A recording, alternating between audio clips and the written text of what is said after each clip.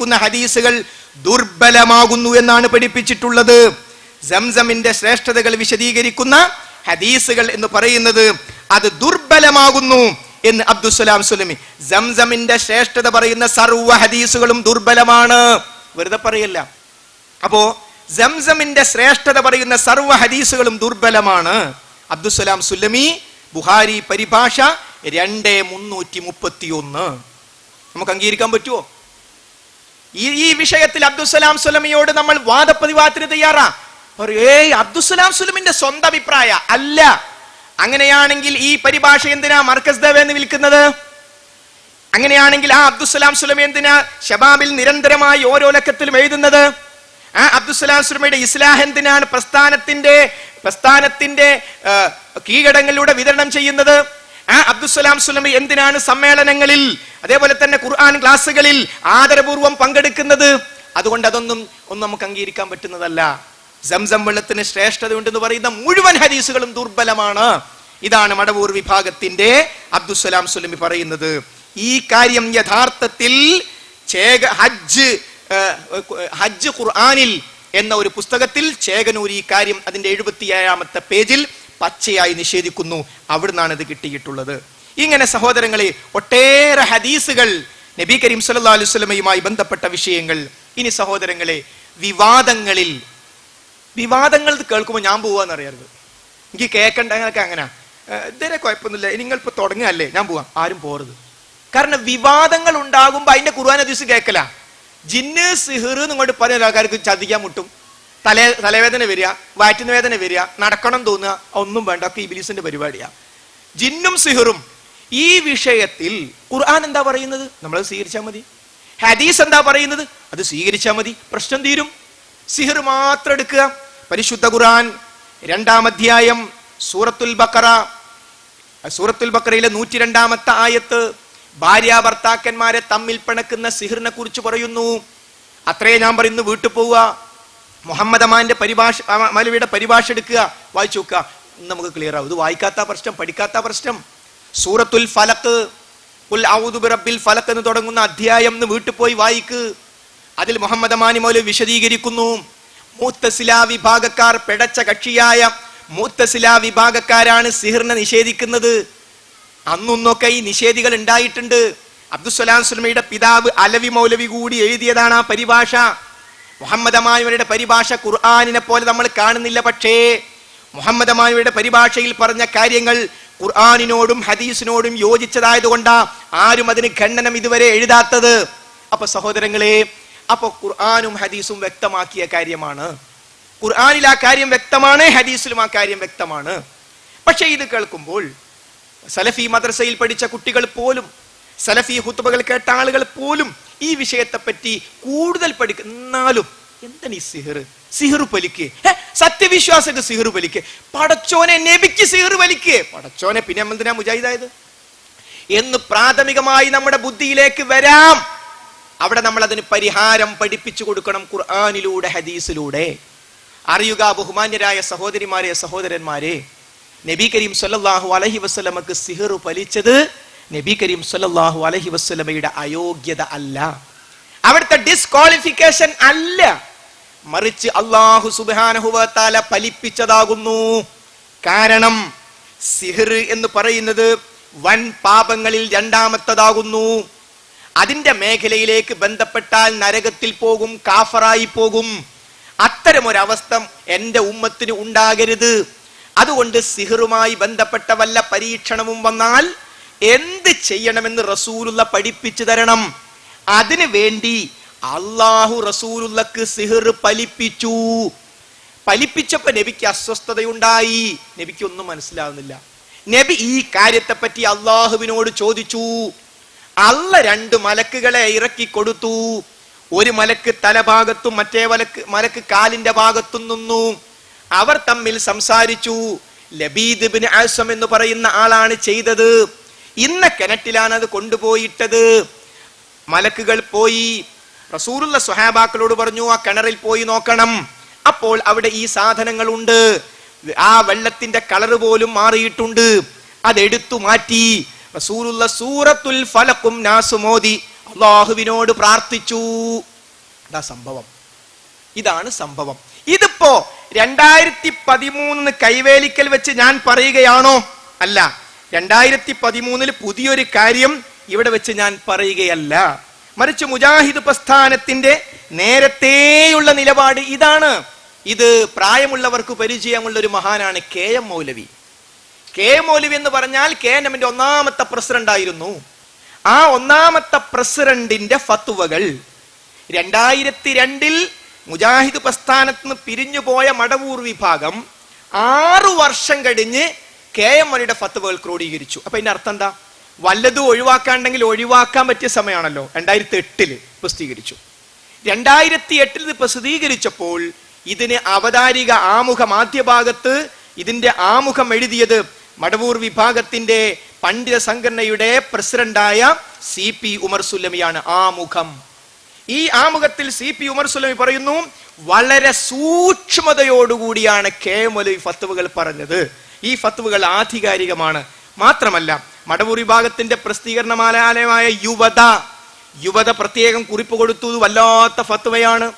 ഈ ഫത്വ എന്ന് പറഞ്ഞാൽ എന്നും നിലനിൽക്കേണ്ട കാര്യം എന്നൊക്കെ പറഞ്ഞ് അവരും പ്രശംസിച്ചു. 2008 മടവൂർ വിഭാഗത്തിന്റെ CP ഉമർ സുല്ലമി പ്രത്യേകം സർട്ടിഫിക്കറ്റ് കൊടുത്ത ഫത്വ അവർ പുറത്തിറക്കി.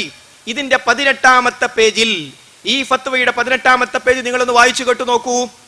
എന്നാൽ ഖുർആനിലെ ആയത്തുകൾ, അള്ളാഹുവിന്റെ നാമങ്ങൾ, ഗുണങ്ങള്, നബി സല്ലല്ലാഹു അലൈഹി വസല്ലം ലഭിച്ചിട്ടുള്ള പ്രാർത്ഥനകൾ എന്നിവയെ കൊണ്ട് മേൽപ്പറഞ്ഞ അവസരങ്ങളിൽ മാരണമോ പിശാചുബാധയോ ഏറ്റിട്ടുണ്ടെന്ന് വിചാരിക്കപ്പെടുന്ന അവസരങ്ങളിൽ ചികിത്സ നടത്തുന്നത് കൊണ്ട് ദോഷമില്ല.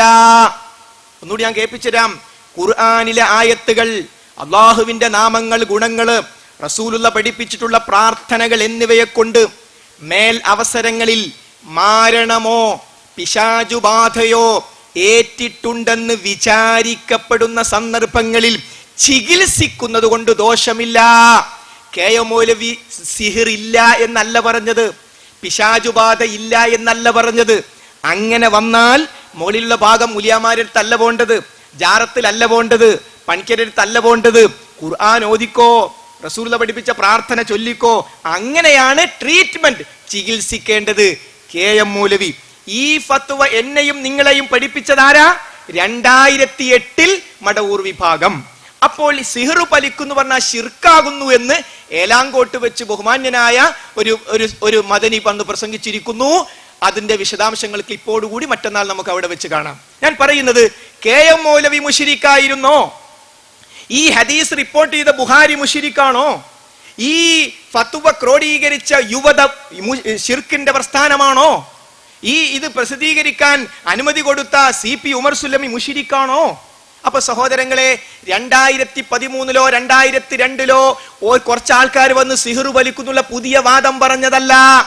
മുജാഹിദ് പ്രസ്ഥാനത്തിന്റെ 1960കളിൽ എഴുതപ്പെട്ട, ഞാൻ ജനിക്കുന്നതിന്റെ 10 കൊല്ലം മുമ്പ്, ആ കാലത്ത് എഴുതപ്പെട്ട അമാനി മൗലവിയുടെ പരിഭാഷയിൽ ഖുർആനും ഹദീസും ഉദ്ധരിച്ച് സിഹ്ർ ഉണ്ട് എന്ന് സമർത്ഥിച്ചിട്ടുണ്ട്. പുതിയ വാദമല്ല. അവിടെ മനസ്സിലാക്കുക, നാം പറഞ്ഞത് സിഹ്ർ ഇല്ല എന്നല്ല. നാം പറഞ്ഞത് സിഹ്ർ എന്ന ആ യാഥാർത്ഥ്യം വന്നാൽ പണിക്കരെടുത്തോ തങ്ങളെടുത്തോ അതേപോലുള്ള കേന്ദ്രങ്ങളിലോ പോകരുത്. സിഹ്ർ ചെയ്യൽ കുഫ്റാണ്, ചെയ്യിപ്പിക്കൽ കുഫ്റാണ്, പകരം സിഹ്ർ ചെയ്യൽ കുഫ്റാണ്. ആ മാർഗത്തിലേക്ക് പ്രവേശത്തിന് മഹാഭാപിയായി പോകും. അങ്ങനെ വല്ല പരീക്ഷണവും വന്നാൽ അള്ളാഹിനോട് പ്രാർത്ഥിക്കുകയാണ് വേണ്ടത്. റസൂലുള്ള അതാണ് ചെയ്തത്. അത് അമാന്റെ വലിയ പരിഭാഷയിൽ പോലുമുണ്ട്. ബഹുമാന്യരായ ജമാഅത്ത് സുഹൃത്തുക്കൾ അവർ ഈ വിവാദത്തിൽ കണ്ണു ചേർന്നുകൊണ്ട് മാധ്യമത്തിൽ എഴുതി, മുജാഹിദുകളിൽപ്പെട്ട ഒരു വിഭാഗം കേട്ടാൽ സ്തംഭിച്ചു പോകുന്ന അന്ധവിശ്വാസം പറയുന്നു. അപ്പോൾ നമ്മൾ അവരോട് ചോദിച്ചു, എന്താ നിങ്ങൾ ഉദ്ദേശിച്ചത്? അവർ മാധ്യമത്തിലൂടെ ശബാബിലൂടെ എഴുതി, ഒന്ന് റസൂലുള്ളാഹിക്ക് സിഹ്ർ ഫലിച്ചു എന്ന് നിങ്ങൾ പറയുന്നില്ലേ? അറിയുക, ജമാഅത്തെ ഇസ്ലാമിയുടെ സ്ഥാപക നേതാവായ മൗലാന മൗദൂദി സാഹിബ് സൂറത്തു ഫലക്കിന്റെ വ്യാഖ്യാനത്തിൽ സിഹ്ർ ഫലിക്കുമെന്ന് അമാനി മൗലവി പറഞ്ഞതിനേക്കാൾ വിശദമായി എഴുതി വെച്ചിട്ടുണ്ട് ഉറുദു പരിഭാഷയിൽ. മലയാളത്തിലേക്ക് മാറ്റിയപ്പോ ജമാഅത്ത് സുഹൃത്തുക്കൾ കട്ട് ചെയ്തു കളഞ്ഞു. നിഷേധിക്കാൻ ഇതുവരെ സാധിച്ചിട്ടില്ല. രണ്ടാം അധ്യായമായ സൂറത്തു ബഖറയിലെ 102ാമത്തെ ആയത്തിന്റെ വിശദീകരണത്തിൽ മൗലാന മൗദൂദി എഴുതി വെച്ചു, തോക്കിൽ നിന്ന് വരുന്ന ഉണ്ടയും ആകാശത്ത് വീഴുന്ന ബോംബും അള്ളാഹുവിന്റെ അനുമതിയോടുകൂടി അല്ലാതെ ഫലിക്കുകയില്ല എന്ന പോലെ സിഹറും അള്ളാഹുവിന്റെ അനുമതിയോടുകൂടി അല്ലാതെ ഫലിക്കുകയില്ല. അപ്പോൾ കേട്ടാൽ സ്തംഭിച്ചു പോകുന്ന അന്ധവിശ്വാസം പറഞ്ഞ ആളായിരുന്നോ മൗലാന മൗദൂദി സാഹിബ്? അവർ മറുപടി പറയേണ്ടിയിരിക്കുന്നു. അവർ ഇതുവരെ മറുപടി പറഞ്ഞിട്ടില്ല. അപ്പോൾ സിഹറിന്റെ വിഷയത്തിൽ ജമാഅത്തെ ഇസ്ലാമിയുടെ ആചാര്യനും ഇസ്ലാമിനോടൊപ്പം ഉള്ളത് കേമലിന്റെ ഫത്വയെ നമ്മളും പറഞ്ഞിട്ടുള്ളൂ. അപ്പോൾ സിഹർ എന്നത് യാഥാർത്ഥ്യമാണ്. ഇനി നമ്മൾ ചിന്തിക്കുക, അങ്ങനെ സിഹർ റസൂലുള്ളാഹിക്ക് ഫലിപ്പിച്ചത് എന്തിനാ? അങ്ങനെ ഒരു പരീക്ഷണം എനിക്കോ നിങ്ങൾക്കോ വന്നാൽ മുലിയാരടുത്തേക്ക് പോകരുത്, തങ്ങളുടെ അടുത്തേക്കും ജാറത്തിലേക്കും പോകരുത്. പകരം അങ്ങനെ വിചാരിക്കപ്പെടുന്ന സന്ദർഭം, വല്ലാത്ത സൂക്ഷ്മതയാണ് ആ പദപ്രയോഗം. നമുക്കറിയില്ലല്ലോ സിഹർ വലിച്ചല്ലേ, നമുക്ക് വഹിയില്ലല്ലോ. അങ്ങനെ തോന്നിയാൽ, അങ്ങനെ വിചാരിക്കപ്പെടുന്ന സന്ദർഭം ഉണ്ടായാൽ ഖുർആൻ ഓതുക. വല്ല സൈഡ് എഫക്റ്റും ഉണ്ടോ?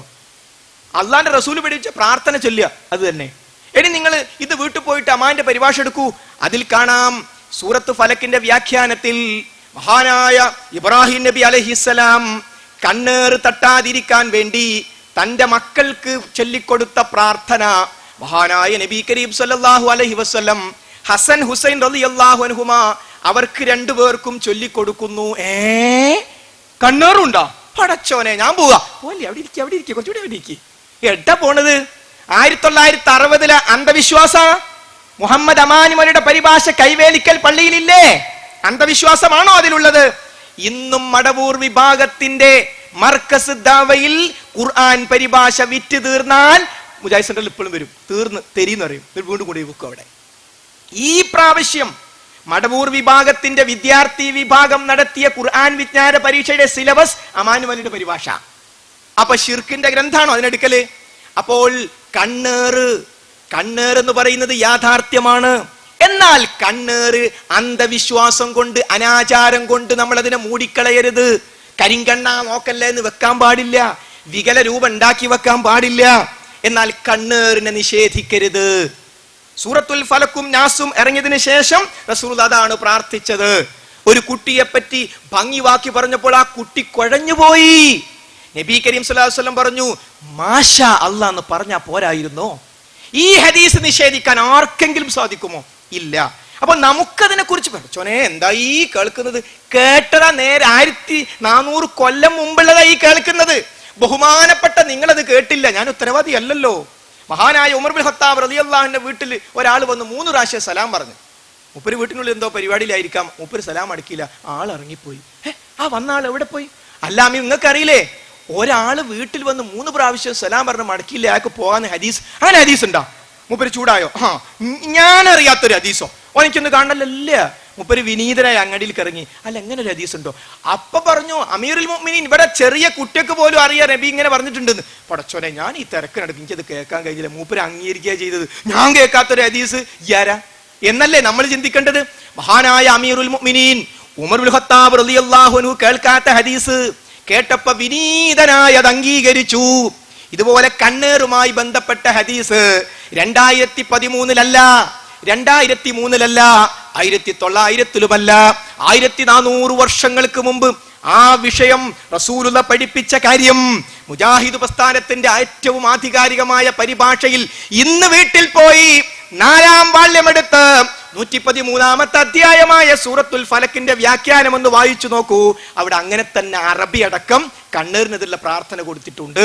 അപ്പൊ സഹോദരങ്ങളെ, അതിന്റെ അർത്ഥം കണ്ണേറിനെതിരെയുള്ള അന്ധവിശ്വാസങ്ങൾ സ്വീകരിക്കാമെന്നല്ല, സ്വീകരിക്കാൻ പാടില്ല, മറിച്ച് റബ്ബിനോട് പ്രാർത്ഥിക്കുകയാണ് വേണ്ടത്. അപ്പൊ അത് അന്ധവിശ്വാസമല്ല. ഇനി സഹോദരങ്ങളെ, മടവൂർ വിഭാഗം പിരിഞ്ഞു പോയതിന് ശേഷവും അവർ ഫത്വ കൊടുത്തു. കേട്ടോളൂ ഫത്വ. നബി സല്ലല്ലാഹു അലൈഹി വസല്ലമക്ക് എതിരിൽ ഒരു കപടൻ മാരണം ചെയ്തതിനാൽ തിരുമേനിക്ക് യാഥാർത്ഥ്യ വിരുദ്ധമായ ചില തോന്നലുകൾ ഉണ്ടായെന്ന് സ്വഹീഹുൽ ബുഖാരി 5763 5766 റിപ്പോർട്ട് ചെയ്തിട്ടുണ്ട്. അദ്ദേഹത്തിന് വേദന അനുഭവപ്പെട്ടെന്നും ആ റിപ്പോർട്ടിലുണ്ട്. റസൂലുള്ളാഹിക്ക് സിഹർ ഫലിക്കുക വഴി റസൂലുള്ളാഹിക്ക് വേദനയായി, ഞാൻ പോവല്ല, എവിടെ നിക്ക്, ശബാബ് പറഞ്ഞതാണ്. ഹദീസിൽ പറഞ്ഞ കാര്യം ശബാബ് ട്രാൻസ്ലേറ്റ് ചെയ്തു കൊടുത്തു എന്ന്. അവർ പിരിഞ്ഞുപോയി 2 കൊല്ലം കഴിഞ്ഞിട്ട് 2004 മെയ് 28 ശബാബിലെ ലേഖനല്ല, ഫത്വ, മതവിധി. മതവിധി, സിഹറിന്റെ വിധി പിടിച്ചോളൂ, സിഹർ റസൂലുള്ളാഹിക്ക് ഫലിച്ചിട്ടുണ്ട്. തെളിവ് സ്വഹീഹുൽ ബുഖാരിയിലെ 2 ഹദീസുകൾ. തീർന്നില്ല. 2005 മെയ് 21 ഒരാൾ ശബാബിലേക്ക് വീണ്ടും ചോദിച്ചു, സിഹറുമായി ബന്ധപ്പെട്ട ഹദീസിന്റെ പരമ്പരയിൽ വല്ല കുഴപ്പമുണ്ടോ? അപ്പോൾ വീണ്ടും മറുപടി, ഒരു കുഴപ്പവും ഇല്ല. അതിന്റെ ഉള്ളടക്കം നമുക്ക് മനസ്സിലാകുന്നില്ല എന്ന് കരുതി നിഷേധിക്കുന്നത് ഗൗരവപരമാണ്. പരലോകത്ത് കുടുങ്ങി പോകണം, നിഷേധിക്കാൻ പോകണ്ട. 2005 പിരിഞ്ഞു 3 കൊല്ലം കഴിഞ്ഞിട്ട് വീണ്ടും ശബാബ് ഫത്വ കൊടുത്തു. അപ്പോൾ മുജാഹിദ് പ്രസ്ഥാനത്തിൽ ആരെങ്കിലും പുതിയൊരു വാദം പറഞ്ഞോ? ഇല്ല, നേരത്തെ ഉള്ള കാര്യം പറഞ്ഞു. അപ്പോൾ സിഹ്റു ഫലിക്കും, റസൂലുള്ളാഹിക്ക് സിഹ്റു ഫലിച്ചിട്ടുണ്ട്. അത് അവിടുത്തെ അയോഗ്യതയല്ല, മറിച്ച് ഏതുപോലെ ആയിഷ റളിയല്ലാഹു അൻഹയും സഫ്വാൻ റളിയല്ലാഹു അൻഹും കൂടി മദീനയിലേക്ക് യുദ്ധം കഴിഞ്ഞിങ്ങനെ വരികയാണ്. അപ്പൊ അവിടെ പെട്ടെന്നൊരു ദുരാരോപണം, ആയിഷയും സഫ്വാനും ആയിഷയും, ഭയങ്കര ദുരാരോപണം. സൂറത്തു നൂർ എടുത്തു നോക്കൂ, നമുക്ക് കാണാം. റസൂലുള്ളാഹിക്ക് വഹി ഇങ്ങനെ ഇറങ്ങിക്കൊണ്ടിരിക്കുന്ന കാല, വഹി ഇറങ്ങിയില്ല. എന്താ സംഭവം എന്ന് സ്വഹാബികൾ മുൾമുനയിൽ, ജൂതന്മാര് പൊട്ടിച്ചിരിച്ചു, മുനാഫികൾ ആഘോഷിച്ചു. അള്ളാന്റെ റസൂലിന്റെ ഭാര്യനെ പറ്റിയ വ്യഭിചാരോപണം. നമ്മളെ നാട്ടിലെ ദീനീ പ്രസ്ഥാനത്തിന്റെ സെക്രട്ടറിയുടെ ഭാര്യക്കെതിരെ ഞങ്ങളൊക്കെ നിർത്തിയൊക്കെ, അതിന് വയലൊന്നുമില്ല, നമ്മളെ സെക്രട്ടറിന്റെ ഭാര്യക്കെതിരാണ് നമ്മളെ അവസ്ഥ എന്തായിരിക്കും? എന്നാൽ ലോകത്തിന്റെ പ്രവാചകന്റെ ഭാര്യ നമ്മുടെ ഉമ്മയായ ആയിഷ റളിയല്ലാഹു അൻഹയുമായി ബന്ധപ്പെടുത്തി ഒരു സ്വഹാബിയെ കൂട്ടിച്ചേർത്താണ് ഇവിടെ വ്യഭിചാരോപണം. വഹി ഇറങ്ങിക്കൊണ്ടിരിക്കുമ്പോ ഒരു ദിവസം കഴിഞ്ഞിട്ടും സഹോദരന്മാരെ, 2 ദിവസം കഴിഞ്ഞിട്ടും, ഒരാഴ്ച കഴിഞ്ഞിട്ടും, 2 ആഴ്ച കഴിഞ്ഞിട്ടും വഹിയില്ല. സ്വഹാബികൾക്ക് പുറത്തിറങ്ങി നടക്കാൻ പോലും പേടിയായി. എല്ലാവരും വീട്ടിലിരിക്കുകയാണ്. മഹദിയായ ആയിഷ റളിയല്ലാഹു അൻഹ വീട്ടിനുള്ളിൽ കട്ടിലിലാണ്. റസൂലുള്ളാഹിക്ക് വിഷമമായി. റസൂലുള്ള ആയിഷ ബീവിയുടെ അടുത്ത് പോയി ചുമരിന്മേൽ കൈവച്ച് തല ഉള്ളിലേക്കിട്ട് പറഞ്ഞു, ആയിഷ, വല്ല അബദ്ധവും പറ്റിപ്പോയിട്ടുണ്ടെങ്കിൽ പടച്ചവനോട് പശ്ചാത്തപിച്ചോ. ഇരിക്കുന്ന ആയിഷ ബീവി കടന്നുപോയി. ഇപ്പോഴും വഹി ഇറങ്ങുന്നില്ല. 1 മാസം കഴിഞ്ഞിട്ടും വഹി ഇറങ്ങുന്നില്ല. 40ഓളം ദിവസം കഴിഞ്ഞപ്പോ വഹി ഇറങ്ങി. സഹോദരങ്ങളെ, ചോദിക്കൂ, എന്തുകൊണ്ടാണ് അള്ളാഹുവിന്റെ റസൂലിന്റെ ഭാര്യക്കെതിരെ മഹാനായ സ്വഹാബിയുമായി ബന്ധപ്പെട്ട് വ്യഭിചാര ആരോപണം ഉണ്ടായിട്ട് എന്തുകൊണ്ട് അല്ലാഹു വഹി ഇറക്കിയില്ല? അത് അള്ളാഹുവിന്റെ ഒരു നടപടിക്രമമാകുന്നു. ചില കാര്യങ്ങൾ നമ്മളെ പഠിപ്പിക്കാൻ എന്താണ്? ഒന്ന്, റസൂലുള്ളാഹിക്ക് വഴി പറയില്ല. റസൂല് പറയണ്ടേ, ഒന്നും സംഭവിച്ചില്ല, എന്താ കുപ്പിയകത്തുള്ള വസ്തുവിനെ പോലെ ഞാനിങ്ങനെ കാണല്ലേ ഒരു നടന്നു വരുന്നത്, ഒന്നും സംഭവിച്ചിട്ടില്ല, നോം കണ്ടിട്ടുണ്ടെന്ന് റസൂലുള്ള പറഞ്ഞില്ല. സ്വഹാബത്തിന് വഴി പറയില്ല. ഇത് നമ്മളെ പഠിപ്പിക്കാനാ 40 ദിവസം വഹി ഇറങ്ങാതിരുന്നത്. മനസ്സിലായോ? ഇതുപോലെ റസൂലുള്ളയുടെ മോശത്തരമല്ല, റസൂലുള്ളയുടെ അയോഗ്യതയല്ല അവിടത്തേക്ക് സിഹർ വലിച്ചു എന്നത്. എനിക്കും നിങ്ങൾക്കും സിഹറാകുന്ന ഒരു പരീക്ഷണം അല്ലാഹു നൽകിയാൽ നമ്മൾ എന്ത് ചെയ്യണമെന്ന് അല്ലാഹുവിന്റെ റസൂല് പഠിപ്പിക്കണ്ടേ? കാരണം ഇനി പ്രവാചകനില്ല. അതിനു വേണ്ടിയാണ് റസൂലുള്ളാഹിക്ക് അല്ലാഹു സിഹർ ഫലിപ്പിച്ചത്. മനസ്സിലായില്ലേ? ഇൻഷാ അല്ലാഹ് എലാങ്കോട് വെച്ച് മടവൂർ വിഭാഗത്തിലെ ഇന്നും ക്ലാസ് എടുക്കുന്ന പണ്ഡിതൻ ഇത് വിശദീകരിക്കുന്ന രംഗം, അബ്ദുസ്സലാം സുല്ലമിക്ക് മറുപടി പറയുന്ന രംഗം ഇൻഷാ അല്ലാഹ് മറ്റന്നാൾ നമുക്ക് കാണാം. നമ്മൾ ആരും പറയണ്ട, അവര് തന്നെ പറയും. അപ്പോൾ സഹോദരങ്ങളെ, ഇതാണ് വിഷയം. എന്നാൽ 1982 മൂസാവാണിമേൽ അൽമനാറിൽ സിഹർ ഫലിക്കൂല എഴുതിയില്ലേ? ചോദ്യം. അങ്ങനെ എഴുതിയിട്ടുണ്ട്. മുജാഹിദ് പ്രസ്ഥാനം സ്വീകരിച്ചിട്ടുമില്ല. ഏതുപോലെ ബഹുമാന്യനായ KV അബ്ദുൽ ലത്തീഫ് മൗലവി, അദ്ദേഹം കല്ലിക്കണ്ടിയിൽ വന്നപ്പോൾ പരിശുദ്ധ ഖുർആനിലെ 2-ാം അധ്യായത്തിലെ 102-ാമത്തെ ആയത്ത് ഇല്ലാ ബിഇദ്നില്ല കട്ട് ചെയ്തോതി.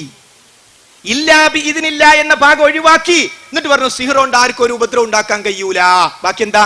ഇല്ലാ ബിഇദ്നില്ല, അള്ളാന്റെ അനുമതിയോട് ഈ ഭാഗം കട്ട് ചെയ്തോതി. മറ്റന്നാൾ നമുക്ക് ക്ലിപ്പ് കാണാം. ഞാൻ പറഞ്ഞുകൊണ്ടുവരുന്നത്, ഇവിടെ KV അബ്ദുൽ ലത്തീഫ് മൗലവി പറഞ്ഞില്ലേ, ഇതല്ലേ KNMന്റെ നിലപാട് എന്ന് 2020 ആരെങ്കിലും പറഞ്ഞു? നമ്മൾ പറയും KV പറഞ്ഞത് ശരിയല്ല. അതുപോലെ മൂസാ വാണിമേലെ ഇത് ശരിയല്ല. KNMന്റെ നിലപാട്, KJന്റെ നിലപാട് അതിന് വ്യക്തമായി പ്രഖ്യാപിച്ചിട്ടുണ്ട്.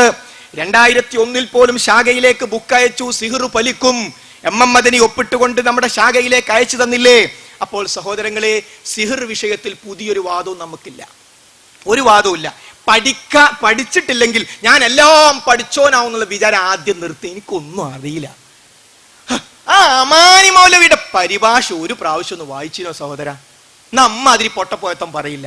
അതുകൊണ്ട് സിഹറുമായി ബന്ധപ്പെട്ട പുതിയ യാതൊരു വാദവും ഇല്ല. ചിന്നുബാധ കേമലിന്റെ ഫത്വയിൽ നമ്മൾ വായിച്ചല്ലോ. എന്താണ് വിവാദമുണ്ടായപ്പോ KNM ഇറക്കിയ പുസ്തകത്തിന്റെ 30-31 പേജ് ജിന്നി പിശാജ് റുഖിയ ശറിയ പ്രമാണങ്ങളുടെ വെളിച്ചത്തിൽ 30-31 പേജിൽ എന്താ പറഞ്ഞത്? കേവല ബുദ്ധി കൊണ്ട് പിശാജ് മനുഷ്യനിൽ ഭൗതിക സ്വാധീനം ഉണ്ടാക്കുമെന്ന് നിഷേധിക്കാൻ പാടില്ല. എന്നിട്ട് ആയത്ത് കൊടുത്തു KNM, അല്ലദീന യഅ്കുലൂന റിബാ ലാ യഖൂമൂന ഇല്ലാ കമാ യഖൂമുൽ ലദീ യതഖബ്ബതുഹു ശൈത്താനു മിനൽ മസ്. പലിശ തിന്നുന്നവർ പിശാചുബാധ നിമിത്തം മറിഞ്ഞു വീഴുന്നവൻ എഴുന്നേൽക്കുന്നത് പോലെ അല്ലാതെ എഴുന്നേൽക്കുകയില്ല.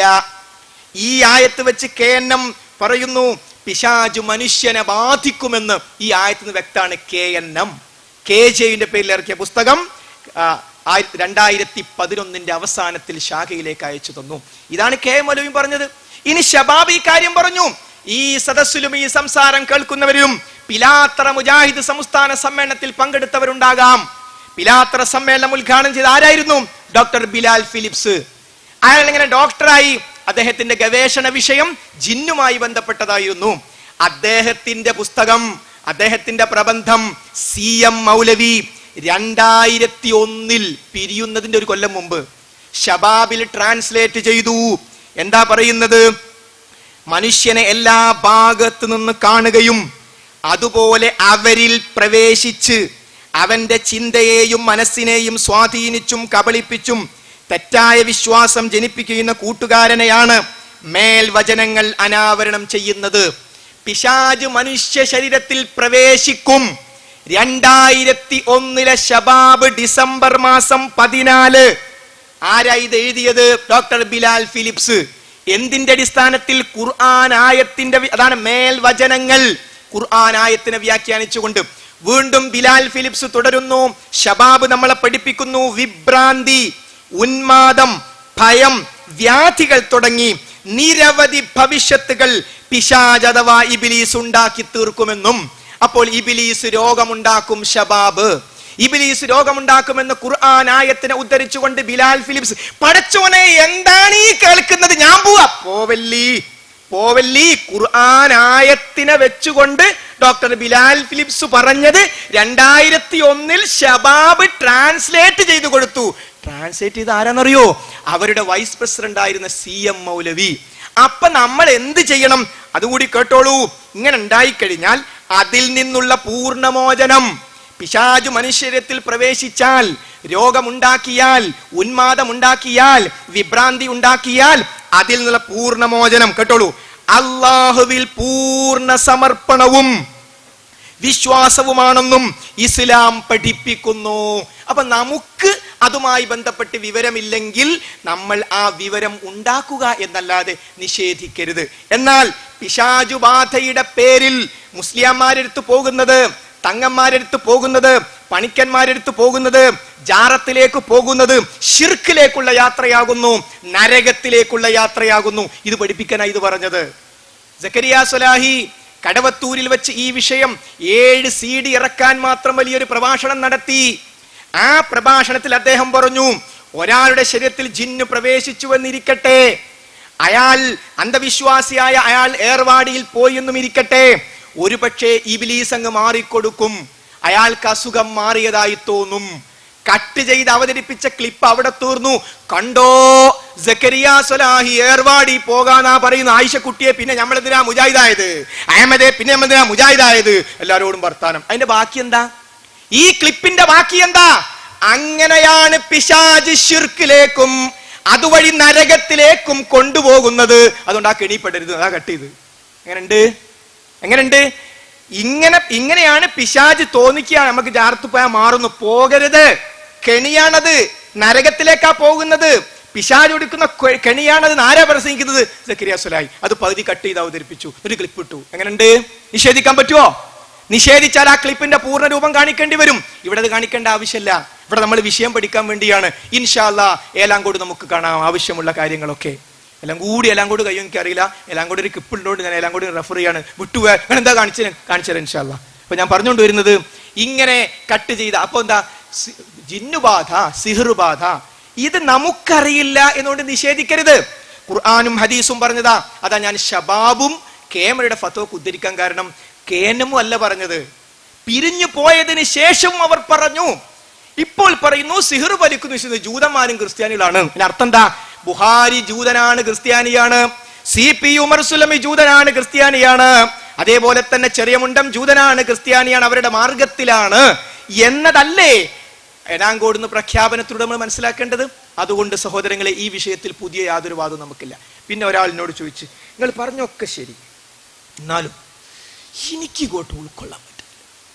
സത്യവിശ്വാസിക്ക് സിഹർ പലിക്കേ ആത്മാർത്ഥായ, ഞാനിതൊക്കെ പറഞ്ഞിട്ട് മൂപ്പർക്ക് മനസ്സിലാവില്ല. നിങ്ങൾ പറഞ്ഞ ഹദീസ് ശരിയാണ്, ആയത്ത് ശരിയാണ്, ശബാവിൽ വന്നിട്ടൊക്കെ, എന്നാൽ എനിക്ക് ഇങ്ങോട്ട് ഉൾക്കൊള്ളാൻ പറ്റുന്നില്ല. അങ്ങനെയുള്ള ആൾക്കാർ പടച്ചോനെ ഈ സത്യമൊക്കെ ഉൾക്കൊള്ളാൻ എനിക്ക് തൗഫീഖ് തരണേ പഠിച്ചോണ്ട് പ്രാർത്ഥിക്കാം. ഒന്നത്. രണ്ടാം ചെറിയൊരു അയാൾ ചോദിച്ചു, അല്ല സത്യവിശ്വാസിന്റെ ടോർച്ച് കളവ് പോവോ എന്ന് ചോദിച്ചാൽ. ഒരു സത്യവിശ്വാസി സുബൈക്ക് കൈവേലിക്കൽ പള്ളിയിൽ വന്ന് ടോർച്ച് ബാക്കിൽ വെച്ച് മുന്നിൽ പോയി നിസ്കരിച്ചു. ആ ടോർച്ച് കള്ളം കൊണ്ടുപോവോ? അത് കൊണ്ടുപോകാൻ സാധ്യത. അങ്ങനെ സത്യവിശ്വാസി കള്ളാന് സംരക്ഷണം ഉണ്ടാവൂലേ? അങ്ങനെ ടോർച്ച് കളവോ? ഞാൻ പറഞ്ഞു കളവൂല. പിന്നെ ഞാൻ ബാധായി. അയാളൊരു കളവ്. എന്നാല് മനുഷ്യരിൽപ്പെട്ട ദുശ്ചിന്ത പിശാചുണ്ടാക്കിയിട്ടാണ് മനുഷ്യരിൽപ്പെട്ട ആൾക്കാർ ടോർച്ച് എടുത്തുകൊണ്ടോട്. ഇതുപോലെ ജിന്നു വർഗത്തിൽപ്പെട്ട മോശപ്പെട്ട വിഭാഗമാണ് പിശാചുക്കൾ. അവരും മനുഷ്യനെ സ്വാധീനിക്കും. അവര് ജിന്നു വർഗം നമുക്ക് കാണാൻ കഴിയില്ല, ഇത് മനുഷ്യനെ കാണും. അപ്പോ സത്യവിശ്വാസികൾക്ക് ആ ഉദാഹരണം മൂപ്പർക്ക് മനസ്സിലായത്. ഞാൻ കുറെ ആയത്തതി അവസാനം അപ്പയ്ക്ക് ബോധ്യായി പറഞ്ഞു. അപ്പോ ഏതെങ്കിലുമൊക്കെ ഉദാഹരണമൊക്കെ ചിലപ്പോൾ മനസ്സിലാകാം. അതുകൊണ്ട് പഠിക്കാത്തതിന്റെ ശത്രു ആയിരിക്കും നമ്മൾ. മനസ്സിലായില്ലേ? ഇപ്പൊ കുറച്ച് ആൾക്കാർ ഇറങ്ങിയിരിക്കുന്നു, ജിന്നുണ്ടോലും സിഹറുണ്ടോലും. അഹമ്മദേ നമ്മളൊക്കെ 80 കൊല്ലായിട്ട് കേട്ടുക്കൊന്ന ഈ അഹമ്മദേ അമാന്റെ പരിഭാഷ എടുത്ത് നോക്കിനാ? കേമലിന്റെ ഫത്വ എടുത്ത് നോക്കിനാ? ഇല്ല. അഹമ്മദ് ഇങ്ങനെ ഞാൻ മുജാഹിദ, എന്റെ വല്യാപ്പ മുജാഹിദ, എനിക്ക് എന്റെ തറവാട്ടിൽ ആന ഉണ്ടായിരുന്നു. ആന എടുത്തുപ്പോ ആന എവിടെ? ഇപ്പൊ ആനൊന്നും കാണാനില്ല. അതുകൊണ്ട് ഭയങ്കരാന്ന് പറഞ്ഞാ പോരാ, നമ്മൾ ആ വിഷയം പഠിക്കണം. അതുകൊണ്ട് ജിന്ന് സിഹിർ വിഷയത്തിൽ മുജാഹിദ് പ്രസ്ഥാനത്തിൽ പുതുതായി ഒന്നും പറയാനില്ല. പിന്നെന്താ, നിങ്ങൾ എന്തോ അടിച്ചിറക്കാന്നൊക്കെ പറയണ്ടല്ലോ. ഇയാൾ സക്കരിയ സുലൈന്റെ താരം ഒന്ന് വന്നു കാണിച്ചു ഭൂങ്ങറിഞ്ഞു എന്തൊക്കെ കേൾക്കണ്ടല്ലോ. എന്താ പരിപാടി? അതോട് പറയാ, അതൊന്ന് കേൾക്കണം. ബാക്കി എന്നിട്ട് എല്ലാ സ്ഥലത്തും ക്ലിപ്പ് കാണിക്കല്ലേ. എന്താ സക്കരിയ സുലൈന്റെ അടുത്ത് ഒരു കുട്ടിക്ക് എന്തോ മാനസികം വന്ന് ഏടെ ചികിത്സിച്ചിട്ട് ഒരു ഇത് ബോധ്യമാകുന്നില്ല. അവസാനം മൂപ്പരെടുത്ത് ചോദിക്കാൻ വന്നു. അപ്പൊ മൂപ്പര് പിന്നെ ഖുർആന്റെ ഭാഗം കേൾപ്പിച്ചെടുത്തപ്പോ ഭൂം എന്ന് പറഞ്ഞ ആട്ട്. അപ്പൊ മൂപ്പര് പറഞ്ഞു, ഇത് പിന്നെ വല്ല പിശാചുമായി ബന്ധപ്പെട്ട പ്രശ്നം തോന്നുന്നുണ്ട്, എനിക്കിതിനെപ്പറ്റി അറിഞ്ഞൂടാ, എനിക്കിതിനെപ്പറ്റി അറിയില്ല. അതുകൊണ്ട് നിങ്ങൾ പിന്നെ മലപ്പുറത്ത് അവിടെ പിന്നെ ഹിഫ്ദുർ റഹ്മാൻ എന്ന് പറഞ്ഞ ഒരാളുണ്ട്, മൂപ്പര് ഒരു തൗഹീദുള്ള ആളാണ്, ഖുർആൻ സുന്നത്തൊക്കെ അനുസരിച്ച് ജീവിക്കുന്ന ആളാണെന്ന് കേൾക്കുന്നുണ്ട്, നിങ്ങൾ അവിടെ ഞാൻ പോയി നോക്കി. ഇത് സലായി പറഞ്ഞില്ല. എന്താ പറയാ, ഒരു ജിന്നുബാധുള്ള ഒരുത്തം വന്നിട്ട് മൂപ്പര് ഒന്നും പറഞ്ഞില്ല, പിന്നെ അവൻ ജാർത്ത് പോകാൻ വേണ്ടി അവൻ കുറ്റായി. ഇനി അവിടുന്ന് ചികിത്സിച്ചാലോ, സലാഹിയുടെ വീട് ജിന്ന് കേന്ദ്രമാകുന്നു, അവൻ കുറ്റായി. ഒരു മനുഷ്യൻ ഇപ്പൊ എന്താ ചെയ്യാ? അല്ല അതുമാണല്ലോ പറയാ, എന്ത് ചെയ്താലും കുറ്റാവും. അഥവാ ചികിത്സിച്ചാൽ കടവത്തൂരിൽ ജിന്ന് കേന്ദ്രം ഉണ്ട്, സലാഹിന്റെ വീട്ടില് പഠിച്ചതമ്പുരാനെ, അത് പ്രശ്നമായി. എന്നെ ചികിത്സിച്ചില്ലെങ്കിലോ, ഇയാളൊരു പണ്ഡിതനായിട്ട് കേമന്റെ ഫത്വയിലുണ്ട് ചികിത്സ, മൂപ്പര് തന്നെ പറയും ചെയ്യുന്നത്. ഓനങ്ങ് വിട്ടാ പിന്നെ കുട്ടി പിന്നെ ചാർത്തിൽക്കല്ല പോവുക, ഇയാളൊക്കെ അങ്ങനെ വിടാൻ പാടുണ്ടോ? അവൻ കുറ്റം. അപ്പൊ എന്താ ചെയ്യാ? അപ്പൊ പിന്നെ വിട്ട് കുറ്റായി. എനിക്ക് അറിഞ്ഞൂടാ, അപ്പൊ മൂപ്പര് ചികിത്സയില്ലാന്ന് ഉറപ്പായില്ലേ? അപ്പൊ സഹോദരങ്ങളെന്നൊന്നുണ്ടോ? കേമലു പറയുന്നു, ചികിത്സ പിശാചുബാധയോ ജിന്നുബാധയോ ഉണ്ടെന്ന് വിചാരിക്കപ്പെടുന്നവരെ ചികിത്സിക്കുന്നത് കൊണ്ട് ദോഷമില്ല. അപ്പൊ ചികിത്സ എന്നാ പ്രയോഗിച്ചത് ഇല്ലേ? ഇസാഖ് അലി കണ്ടികൽ സാഹിബിനോട് ചോദിച്ചു നോക്കി നിങ്ങൾ. അദ്ദേഹം ഹജ്ജിന് പോയപ്പോൾ ജിന്നുബാധ ഉണ്ടായ ഒരു സ്ത്രീയെ ചികിത്സിച്ചു. ഞാൻ പറയുന്നത് കൈവേലിക്കലിൽ വെച്ച്. അദ്ദേഹം എൻ്റെ ഒരു ജ്യേഷ്ഠ സുഹൃത്താണ്. എന്തുകൊണ്ട് പറയുന്നു? അദ്ദേഹം അത് ചികിത്സിച്ചത് ജമിയത്തിന്റെ തീരുമാനത്തിനനുസരിച്ചാണ്. കാരണം ജമിയത്തിന്റെ തീരുമാനത്തിൽ വ്യക്തമായത് പറയുന്നത് ജിന്നുബാധ ഉണ്ട് എന്ന്. മാത്രല്ല PN അബ്ദുൽ ലത്തീഫ് മൗലവിയുടെ നേതൃത്വത്തിൽ കുഞ്ഞു മുഹമ്മദ് ബദർപൂർ കൂടി സഹായിച്ചുകൊണ്ട് 21/6/2011 മദീനത്തുൽ അറബി കോളേജിൽ വെച്ച് 10 പണ്ഡിതന്മാരിൽ ഒരു തീരുമാനം നമുക്ക് തന്നു. അതാ 10 പണ്ഡിതന്മാരെന്നറിയോ? ആ പണ്ഡിതന്മാരുടെ പേര് കേട്ടോളൂ. സി കുഞ്ഞു മുഹമ്മദ് മദനി പറപ്പൂർ, PN അബ്ദുൽ ലത്തീഫ് മദനി, M അബ്ദുറഹിമാൻ സലഫി, KK സക്കരിയ സൊലാഹി, അബൂബക്കർ സലഫി, ഹനീഫ് കായക്കൊടി, ഷമീർ മദീനി, ഷംസുദ്ദീൻ പാലത്ത്, ഹംസ മദീനി, അഹമ്മദ് അനസ് മൗലവി. ഇനി ആരാ വേണ്ടി? ഈ 10 ആൾക്കാരോട് ഒപ്പിട്ട് ഒരു കടലാസ് നമുക്ക് തന്നു തീരുമാനം. ആ തീരുമാനത്തിൽ മൂന്നാമത്തത് കേട്ടോളൂ, ജിന്നുബാധയുണ്ടാകുമെന്നത് യാഥാർത്ഥ്യമാണ്. അബ്ദുറഹ്മാൻ സലഫി ഒപ്പ്, സക്കരിയ സൊലാഹി ഒപ്പ്. പിന്നെ പ്രശ്നം ഓരോട് ചോദിക്കണം. അടുത്തത് പല കാരണങ്ങളാലും രോഗമുണ്ടാകുന്നത് പോലെ ജിന്നുബാധ മൂലവും രോഗമോ മറ്റു പ്രയാസങ്ങളോ ഉണ്ടാവാം. അബ്ദുറഹ്മാൻ സലഫി ഒപ്പ്, സക്കരിയ സുലായി ഒപ്പ്. തീർന്നില്ല. ആ സമയത്ത് രോഗശമനത്തിനായി സാധാരണ ചികിത്സ തേടുന്നതോടൊപ്പം റുഖിയ ശർഇയ്യ ചെയ്യാവുന്നതാണ്. ഞാൻ പോവുക റുഖിയ ശർഇയ്യ പോലും പോവല്ല. അബ്ദുറഹ്മാൻ സലഫി ഒപ്പിട്ടതാ. KJU ബുക്കിന്റെ പേരാ ജിന്ന് പിശാജ് റുഖിയ ശർഇയ്യ പ്രമാണങ്ങളുടെ വെളിച്ചത്തിൽ. അപ്പൊ ബുക്കിന്റെ പേരാണത്. അപ്പൊ റുഖിയ ശർഇയ്യ ഉണ്ട്. അത് ഉണ്ടെന്ന് അബ്ദുറഹ്മാൻ സലഫി ഒപ്പിട്ടു, സക്കരിയ സുലാഹി ഒപ്പിട്ടു, എല്ലാവരും ഒപ്പിട്ടു. ശബാബ് നേരത്തെ തന്നെ അത് പഠിപ്പിക്കുകയും ചെയ്തു. അതാണ് റുഖിയ ശർഇയ്യ. ആ റുഖിയ ശർഇയ്യാണ് നമ്മുടെ ഇസാഖ് അലി കണ്ടി സാഹിബ് എഴുതിയത്. ഇനി ഇസാഖ് അലി സാഹിബ് അത് നിഷേധിക്കാന്ന് കരുതുക. അങ്ങനെ ഉണ്ടായിട്ടില്ല. CP സലീം കളവ് പറഞ്ഞതാ. ഇൻഷാ അല്ലാഹ് മൈക്കിന്റെ മുമ്പിൽ ചികിത്സ കണ്ട ആൾക്കാർ വരും. ആ രംഗം ഇങ്ങനെ വിശദീകരിക്കും. ആ പെണ്ണിന് വന്ന രംഗം, മൂപ്പര് ഓതിക്കൊടുത്ത രംഗം, അപ്പോ ഒക്കെ വിശദീകരിക്കും. മൂപ്പർക്കും അറിയാം. അതുകൊണ്ട് മൂപ്പര് പറയും ഞാൻ അതിനെപ്പറ്റി ഒന്നും പറയില്ല. എന്താ പറയാത്തൊന്നും പറയാനില്ലാത്തോണ്ട്, ഒന്നും പറയാനില്ലാത്തോണ്ടാ പറയാത്തത്. മനസ്സിലായില്ലേ? അപ്പൊ ഇസാഖ് അലി കല്ലിക്കണ്ടി സാഹിബ് ഒരു അന്ധവിശ്വാസം ചെയ്തിട്ടില്ല. ജമിയത്തുലമയുടെ തീരുമാനത്തിൽ പറഞ്ഞ കാര്യം, അബ്ദുറഹ്മാൻ സലഫി ഒപ്പിട്ട കാര്യം, കേമരുടെ ഫത്വയിൽ പറഞ്ഞ കാര്യം ചെയ്തിട്ടുള്ളൂ. അത് നമ്മൾ പറഞ്ഞു എന്തുകൊണ്ടാ? സക്കരിയ സുലായി ചെയ്ത തെറ്റും ഉപരി ചെയ്തിട്ടില്ല. ഉപരി എനിക്ക് അറിയില്ല എന്നാ പറഞ്ഞത്. പിന്നെ കല്ലിക്കണ്ടി പറഞ്ഞ എനിക്ക് അറിയാം. അപ്പൊ ആ വിഷയത്തിൽ ആരാ ഉസ്താദ് മൂപ്പരല്ലേ? അപ്പോ അതങ്ങനെ പറയാൻ പറ്റൂല. സക്കരിയ എന്താ, ഒരു പാലത്തിലൂടെ വണ്ടി അങ്ങോട്ടും ഇങ്ങോട്ടും പോലേ, ഒരു പാലത്തിലൂടെ വണ്ടി ഇങ്ങോട്ടേ പോവുള്ളൂ, ഇങ്ങോട്ടും വണ്ടി വരുമല്ലോ. അപ്പൊ സക്കരിയ സുലായി ഒരു പാലത്തൂടെ അങ്ങോട്ട് പോയി, അതേ പാലത്തൂടെ കല്ലിക്കണ്ടി ഇങ്ങോട്ടും വന്ന്. അതങ്ങനെ ഒന്നുമില്ല. എന്താ ആ വണ്ടി ഇല്ലാന്നാരേ പറഞ്ഞത്? അതാ പറഞ്ഞത്. അപ്പൊ റുഖിയ ശർഇയ്യയെ പറ്റി ഒന്നും അറിയാത്ത അലിക്ക് പഠിച്ചോനെ ഭൂന്ന് പറഞ്ഞ് തെറിച്ചോല് എന്തായി കേൾക്കുന്നത്? അഹമ്മദേ മുഴുവൻ കുടുങ്ങി. ഇതല്ലേ, ഇതാണ് ദുഷ്പ്രചാരണത്തിന്റെ രൂപം. അതുകൊണ്ട് സഹോദരങ്ങളെ, പുതിയ വാദം അതിലില്ല. പിന്നെന്താ?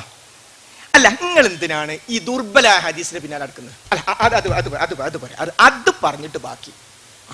എന്തിനാണ് ദുർബല ഹദീസിന്റെ പിന്നാലെ നടക്കുന്നത്? യാ ഇബാദല്ലാഹ് അഈനൂനി എന്ന് പറയുന്ന ഹദീസ് ദുർബലല്ലേ? ആ ദുർബല ഒറ്റ തട്ടം കൊടുത്താൽ പിന്നെ നിങ്ങൾ അത് സ്വഹീഹ് ആണെങ്കിൽ തന്നെ സങ്കല്പിച്ചാൽ തന്നെ എന്തിനാണ് സങ്കല്പിക്കാൻ പോകുന്നത്? ലൈഫാണ്, ഒറ്റ തട്ട് കൊടുക്കുക, പ്രശ്നം തീർന്നില്ലേ? അതല്ലേ ചോദ്യം? ആ ചോദ്യം നമുക്ക് ചോദിക്കാലോ, നമ്മളോട് ചോദിക്കാലോ. ആ ചോദ്യം വന്നു. 1971 വന്നു. 1971 തൗഹീദിന്റെ പടനായകനായ K ഉമർ മൗലവിയോട് പയ്യോളിയിലൊരു മുസ്ലിയാർ ചോദിച്ചു, ഞങ്ങൾക്ക് മുഹയ്യിദ്ദീൻ ഷേഖെ രക്ഷിക്കണേ എന്ന് വിളിക്കാൻ ഞങ്ങളെടുത്ത് തെളിവുണ്ട്. എന്താ തെളിവ്? ഒരു വിജന പ്രദേശത്ത് എത്തിപ്പെട്ടാൽ യാ ഇബാദല്ലാഹ് അഈനൂനി എന്ന് വിളിക്കാമെന്നും അങ്ങനെ വിളിച്ചാൽ സഹായം കിട്ടുമെന്നുമുള്ള ഹദീസ് ഞങ്ങളുടെ കയ്യിലുണ്ട്. ആർക്കാ കത്ത്? ഉമർ മൗലവിക്ക്. ഉമർ മൗലവിയുടെ സ്വഭാവം അടുത്ത തലമുറയെ കൂടി വളർത്തിയെടുക്കും. പാലത്ത് അബ്ദുറഹിമാൻ മദനി എന്ന് പറയുന്ന അന്നത്തെ മദീനത്തുൽ വിദ്യാർത്ഥിന്റെ അടുത്ത് ഈ കത്ത് കൊണ്ടു കൊടുത്തു. മോനെ മറുപടി എഴുതുന്നു പറഞ്ഞു. അദ്ദേഹം അറബി ഗ്രന്ഥങ്ങളൊക്കെ പരിശോധിച്ചാകാം മറുപടി തയ്യാറാക്കി. ആ മറുപടിയുടെ താഴെ ഉമർ മൗലവി എഴുതി, ഇത് സൽസബീലിന്റെ കൂടി അഭിപ്രായമാകുന്നു. അഥവാ കേവലം ഒരു വിദ്യാർത്ഥിന്റെ അഭിപ്രായമല്ല. എന്താ മറുപടി? ഈ ഹദീസ് ദുർബലമാണെന്നതിൽ സംശയമില്ല. കാരണം ഈ ഹദീസിന്റെ പരമ്പരയിൽ ഇന്ന ആളുണ്ട്. ആ ആൾ ഉത്തുബയെ കണ്ടിട്ടില്ല. അതുകൊണ്ട് ഹദീസ് കണ്ണിമുറിഞ്ഞിരിക്കുന്നു, തള്ളപ്പെട്ടിരിക്കുന്നു. തീർക്കണ്ടേ? അവിടെ നിൽക്കണ്ടേ പരിപാടി? അവിടെ നിന്നില്ല.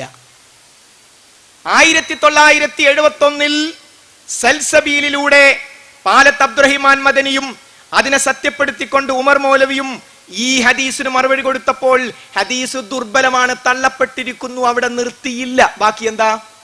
ഇനി ഹദീസ് സ്വഹീഹാണെന്ന് വെറുതെ സങ്കൽപ്പിച്ചാൽ തന്നെ വാദവിഷയവും ഇതും തമ്മിൽ യാതൊരു ബന്ധവും ഇല്ല. അപ്പൊ KP മുഹമ്മദ് മൗലവി ചോദിച്ചോ, ഉമർ മൗലവി നിങ്ങൾ എന്തിനാ വെറുതെ സങ്കൽപ്പിക്കാൻ പോയത്? ചോദിച്ചില്ല. എന്തുകൊണ്ട്? പഠിച്ചോളൂ, കുറച്ച് ക്ഷമിച്ച് കേട്ടോളൂ. എനിക്ക് ബാക്കി കേൾക്കണ്ടെന്ന് വിചാരിക്കാതെ കേട്ടോളൂ. എന്താ?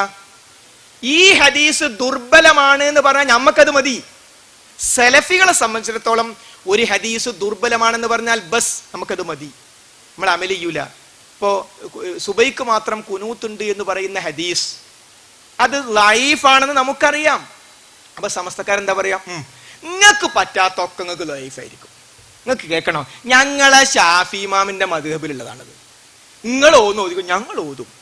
അതല്ല ഒരു മറുപടി. ഹദീസ് ലൈഫാണ് സമ്മതിച്ചാൽ പോലും ഞങ്ങൾ ആ മദ്ഹബാന്ന് പറയും. ഇത് ഒരു ബിദഅത്തിന്റെ പ്രശ്നമാണ്. ഇവിടെ സംഭവം എന്താ? ഒരു ശിർക്കുമായി ബന്ധപ്പെട്ട പ്രശ്നമാണ്.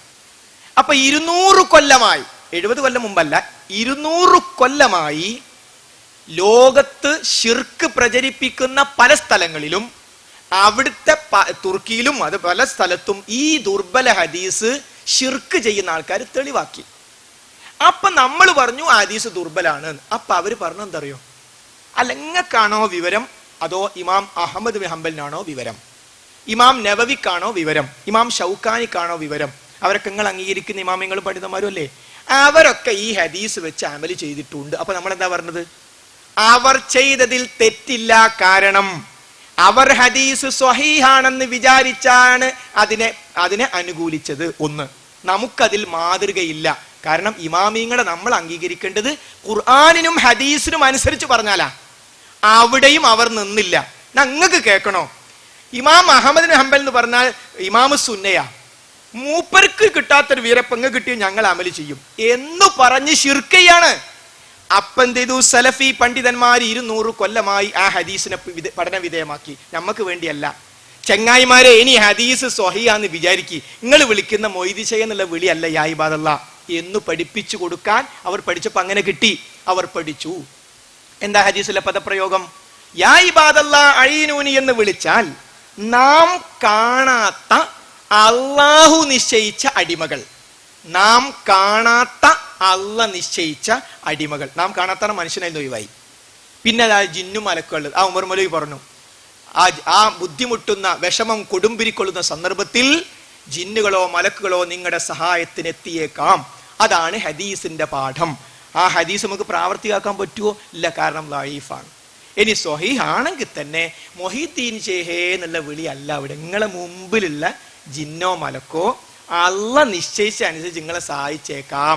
അതുകൊണ്ട് അതല്ല, മൊഹീദ്ദീൻ ഷേഖേ എന്നുള്ള വിളിയല്ല, മുമ്പിലുള്ളതിനെയാണ്. നമുക്ക് മാതൃക ഉണ്ടോ? ഇല്ല, കാരണം ഹദീസ് ലഈഫാണ്. അതുകൊണ്ടാ പറഞ്ഞത് ഈ ഹദീസ് സ്വഹീഹാണെന്ന് വെറുതെ സങ്കല്പിച്ചാൽ തന്നെയും മൊഹീദ്ദീൻ ഷേഖേ രക്ഷിക്കണം എന്നുള്ള വിളി അല്ല യാ ഇബാദല്ലാ എന്നുള്ള. അതുകൊണ്ടാ പഠന വിധേയാക്കിയത്. അതല്ലാതെ നമുക്ക് വേണ്ടിയല്ല. നിങ്ങൾ ഇനി ഹദീസ് സ്വഹീഹാന്ന് വിചാരിച്ചാലും മൊഹീദ്ദീൻ ഷേഖേ എന്ന് വിളിക്കരുത് എന്ന് വിചാരിച്ചിട്ടാ ഉമർ മൗലവി പറഞ്ഞത്. ആ ഹദീസ് സ്വഹീഹാണെങ്കിൽ പോലും മൊഹീദ്ദീൻ ഷേഖേ രക്ഷിക്കണേ നോട്ട് ഈക്വൽ ടു യാ ഇബാദല്ലാ അഈനൂനി. യാ ഇബാദല്ലാ അഈനൂനി എന്ന വിളിയിൽ അഭൗതികതയില്ല. നാം കാണാത്ത മുമ്പിലുള്ളതിനെയാണ് അള്ള വിളിക്കാൻ പറഞ്ഞത്. സ്വഹീഹാണെങ്കിൽ അള്ള വിളിക്കാൻ പറഞ്ഞിട്ടില്ല, കാരണം ഹദീസ് സ്വഹീഹുമല്ല. മനസ്സിലായില്ലേ? അത് മനസ്സിലാക്കാൻ കുറച്ചൊരു പ്രയാസം ഉണ്ടാവും. അപ്പൊ അതുമായി ബന്ധപ്പെട്ട വിശദീകരണത്തിൽ ക്ലിപ്പ് എടുത്തിട്ടാണ് കണ്ടോ വിളിക്കാന്ന് പറഞ്ഞു, സഹായം തേടാന്ന് പറഞ്ഞു എന്ന് പറയുന്നത്. അപ്പൊ ഇതാണ് 2004 ഒന്നിച്ചുള്ള സന്ദർഭത്തിൽ സക്കരിയ സ്വലാഹി മണ്ണാർക്കാട് വെച്ച് മുസ്ലിയാക്കന്മാരുമായി ഏറ്റുമുട്ടി അല്ലെ? മണ്ണാർക്കാട് സംവാദം, നമ്മുടെ സുലൈമാൻ സഖാഫി ഔട്ടായി പോയ സംവാദം, ഫത്ഹും മുബീൻ വജീദ് സ്വലാഹി പറഞ്ഞ സംവാദം, എ.പി. അബ്ദുൽ ഖാദർ ആവേശപൂർവ്വം കേട്ട സംവാദം, അതിന്റെ CD. ആ സംവാദം പിന്നീട് KJU അദ്ദേഹത്തെ അഭിനന്ദിച്ചു. അതിൽ ഈ തെളിവ് മുസ്ലിയാക്കന്മാർ എടുത്തിട്ടുണ്ട്. യാ ഇബാദല്ലാ അഈനൂനി എന്ന് വിളിക്കാൻ ഹദീസില്ലേ? അപ്പൊ എന്താ സ്വലാഹി പറഞ്ഞ മറുപടി? മുസ്ലിയാരെ നമ്മുടെ വ്യവസ്ഥ എടുത്തു നോക്കണം. വ്യവസ്ഥയെ പറയുന്നുണ്ട്. എന്താ പറയുന്നത്? ഖുർആനും സ്വഹീഹായ ഹദീസും നിങ്ങൾ ഉദ്ധരിച്ച ഈ ഹദീസ് ലഈഫാ. ഇതിന്റെ ദുർബലത ഹദീസ് പണ്ഡിതന്മാർ വ്യക്തമാക്കിയിട്ടുണ്ട്. അത് പറഞ്ഞ് സ്വലാഹി അവിടെ ഇരുന്നാ മുലിയാർ എണീക്കും. ഓ, സ്വലാഹിക്കാ വിവരം അതോ അഹമ്മദ് ഹംബലിനോ? അത് മൂപ്പർക്ക് നേരത്തെ. അതുകൊണ്ട് പറയും ഇനി ഹദീസ് സ്വഹീഹാണെങ്കിൽ തന്നെ തർക്കത്തിലിരിക്കുന്ന ഇസ്തിഹാസക്ക് മുസ്ലിയാരെ അതിൽ തെളിവില്ല. മൂപ്പര് പിന്നെ മിണ്ടിയിട്ടില്ല. തർക്കത്തിൽ നമ്മൾ പറഞ്ഞ മൊയ്‌ദീൻ ഷേഖേ ബദരീങ്ങൾ എന്നുള്ള വിളിയല്ലേ, ആ വിളിക്ക് സമാനമല്ല ഈ യാ ഇബാദല്ലാ. അവിടെ നിന്നു. ഇത് അന്ന് നമ്മൾ പറഞ്ഞ മറുപടിയാ. അന്ന് സലാം സുല്ലമി പറഞ്ഞു, സ്വലാഹി പറഞ്ഞ മറുപടി തെറ്റാണ്. വേറെ ആരും പറഞ്ഞില്ല. അതിന് അനസ് മറുപടി പറഞ്ഞു, അനീഫ് കായക്കൊടി മറുപടി പറഞ്ഞു, അബ്ദുറഹ്മാൻ സലഫി മറുപടി പറഞ്ഞു, എല്ലാരും പറഞ്ഞു അത് ആ വിളിയിൽ ശിർക്കില്ല, ഭൗതികതല്ല. 2011 ഇലക്ഷൻ വന്നപ്പം ഉണ്ട് ശിർക്കുണ്ട് സലാം സുല്ലമി പറഞ്ഞതിനാണ് ശരി. അതാണ് ഇപ്പൊ സംഭവിച്ചത്. അതാണ് ഇപ്പോൾ സംഭവിച്ചത്. അപ്പൊ സഹോദരങ്ങളെ, ഈ സമയത്ത് സക്കരിയ സ്വലാഹിയുടെ വായ മൂടിക്കെട്ടി മിണ്ടാൻ പാടില്ല, പ്രസംഗിക്കാൻ പാടില്ല, വേദിയിൽ വരാൻ പാടില്ല. മൂപ്പരം വായ മൂടി കെട്ടി നാടൊന്നാകെ വിശദീകരണം. സ്വലായി ഷിർക്കിലേക്ക് പോയി, ജിന്നിനെ വിളിക്കാന്നാ പറയുന്നത്, സഹായം തേടാന്നാ പറയുന്നത് എന്ന് പറഞ്ഞു. അപ്പൊ അദ്ദേഹത്തിന് ഒരു കാര്യം പറയാൻ മറന്നുപോയി, നിങ്ങൾ എഴുതരുത് എന്ന് പറയാൻ മറന്നുപോയി. വിലക്ക് ഏർപ്പെടുത്തിയപ്പോ പ്രസംഗിക്കരുത് മാത്രമേ സർക്കുലറിലുള്ളൂ. അപ്പൊ സ്വലായി പെന്നും കള്ളാസും എടുത്തു, ഷിർക്കാരോപകരോട് സ്നേഹപൂർവം. എന്നിട്ട് പറഞ്ഞു, ചിന്നും മലക്കും അള്ളാഹു മരണപ്പെട്ടു പോയ മഹാൻ